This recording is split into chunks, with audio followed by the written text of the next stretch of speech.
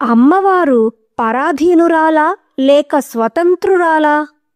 అమ్మవారు ఎటువంటి భక్తికి వశమవుతారు? భయం ఎన్ని రకాలు? భూత ప్రేత పిశాచాల నుండి రక్షణ కావాలంటే ఏమి చెయ్యాలి? అమ్మవారి దీక్షలు ఎన్ని రకాలు? వాటి పేర్లేమిటి? శాంభవి ముద్ర యొక్క రహస్యం ఏమిటి? ఇలాంటి ఆసక్తికరమైన ప్రశ్నలకు శ్రీ లలితా సహస్రనామంలోని నామాల ద్వారా సమాధానం తెలుసుకోవాలనుకుంటే ఈ వీడియోని స్కిప్ చేయకుండా పూర్తిగా చూడండి.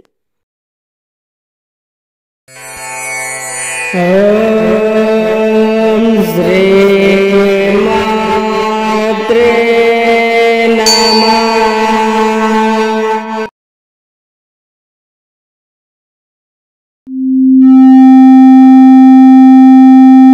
అమ్మవారు దేనికి వశమవుతారు?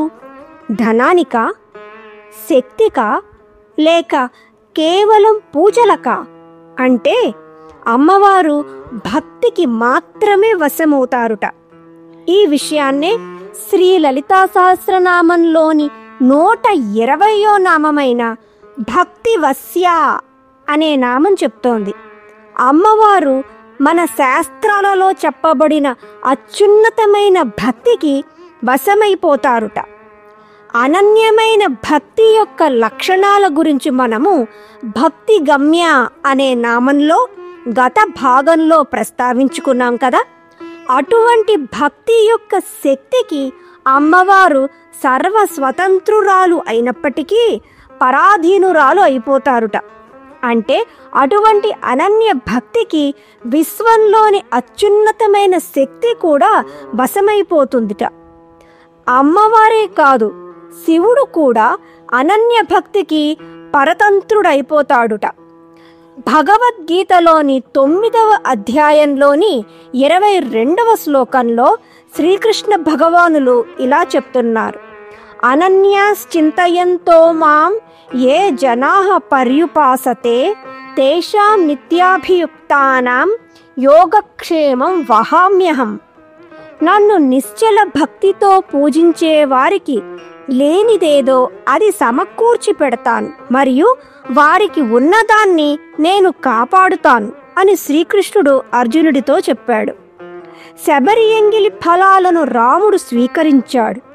దుర్యోధనుడి ఆతిథ్యాన్ని తిరస్కరించి శ్రీకృష్ణుడు విదురుడి ఇంట భోజనం చేశాడు. ఇవన్నీ శబరి విదురుల అనన్య భక్తి వల్లే సాధ్యమయ్యాయి. సాధకుడు తన రాగద్వేషాలను దాటి ప్రతి జీవిలోనూ ఆ అమ్మవారి స్వరూపాన్ని చూసినప్పుడు అమ్మవారు అట్టి భక్తుడికి తనంతట తానే వశమైపోతారుట.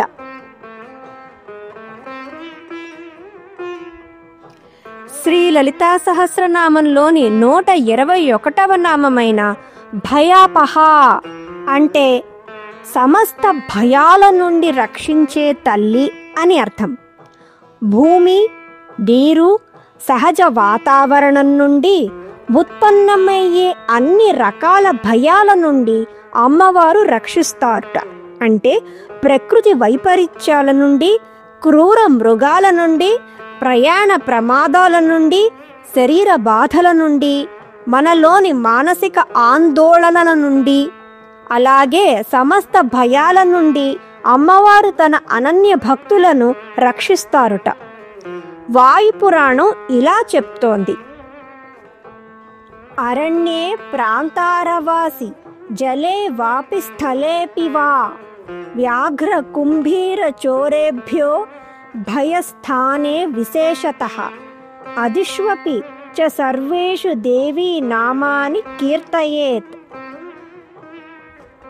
అంటే పంచభూతాల వల్ల గాని, క్రూర మృగాల వల్ల గాని, చోరుల వల్ల గాని, వ్యాధుల వల్ల గాని భయమున్నప్పుడు అమ్మవారి నామాలను భక్తితో కీర్తిస్తే మన భయాలను అమ్మవారు పోగొడతారట.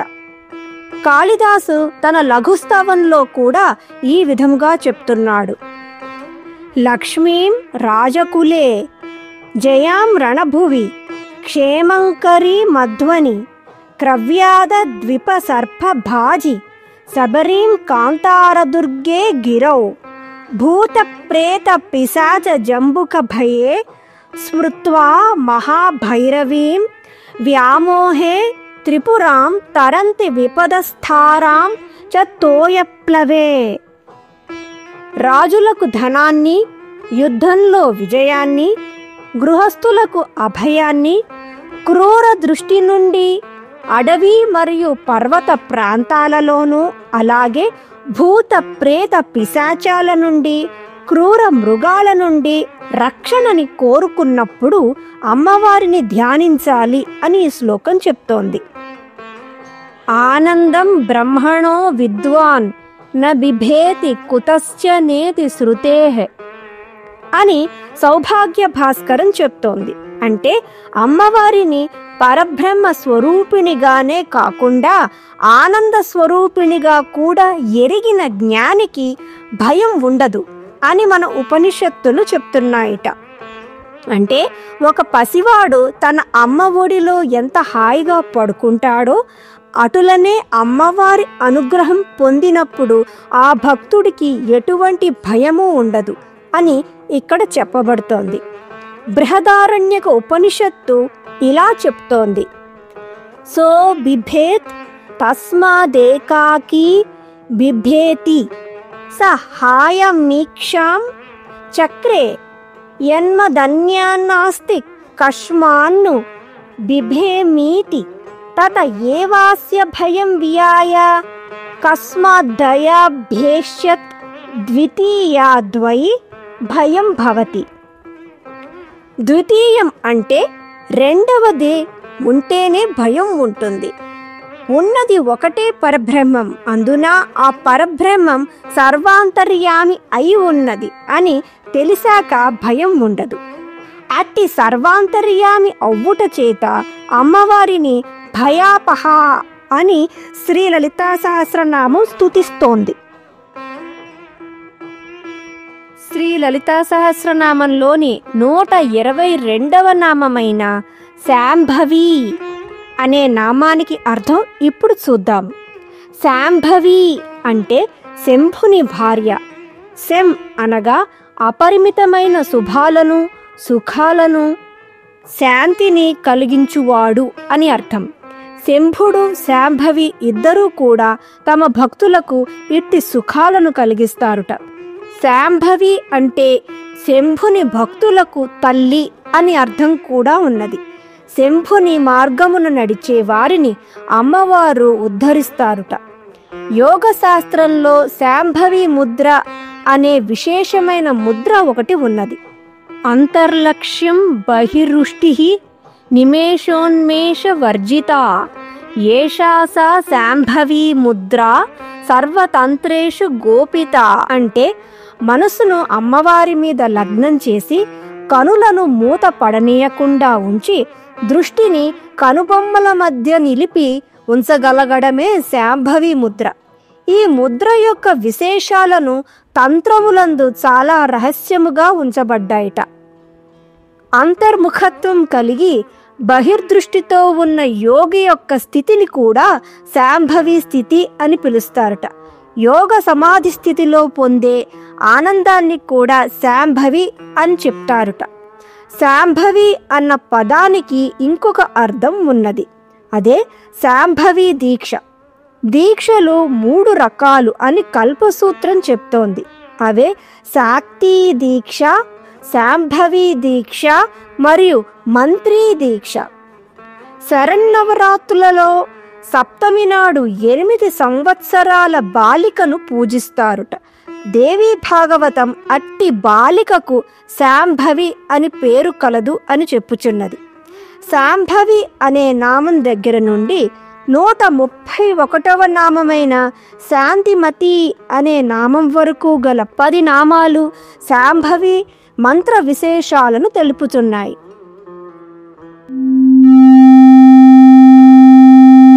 శారదులు అంటే ఎవరు?